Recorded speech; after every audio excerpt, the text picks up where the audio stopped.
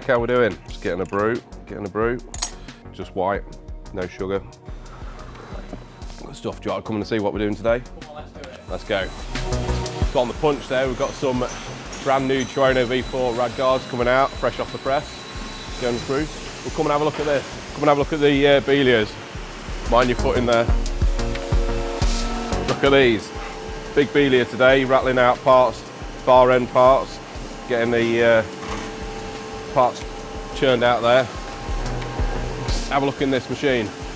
Fantastic machine, 80mm bar capacity that we can take there. Got twin turrets, one down the bottom, one at the top there.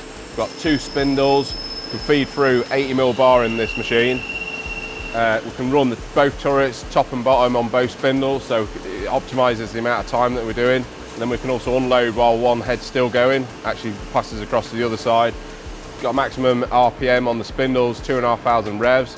We can use the milling spindles at 4,000 revs on this machine, on front and back, churning away night and day. We've got a bar feeder, loading the bar in there, so the operator loads the bar up, feeds the bar through, continuous machining. We go across to the smaller machine.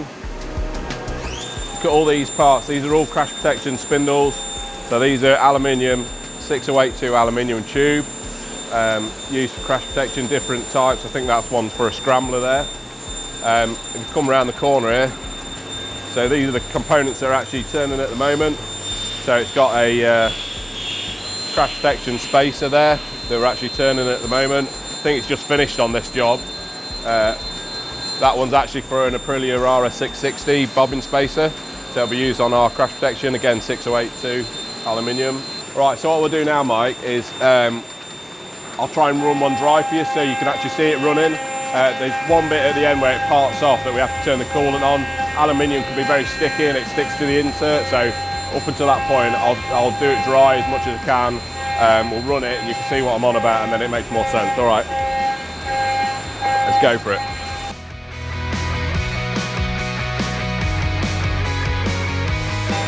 So bars feeding out there, fed up to the stop, just making sure it's doing the checks. Both turrets come in there, look, parting the end off, just roughing the component out now.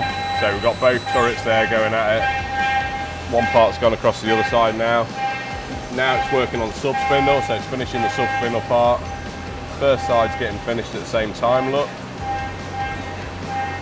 Putting a little chamfer on the back end of the component. It's now unloading with the parts unloader. A little chamfer on the front side just going on there. Then we're going to have to put some coolant back on.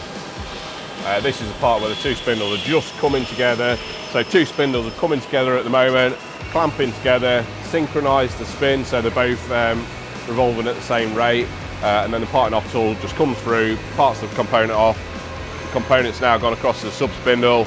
And as you can see there, components in the sub spindle, that's ready for the back to be finished off. Bar ready for the next one.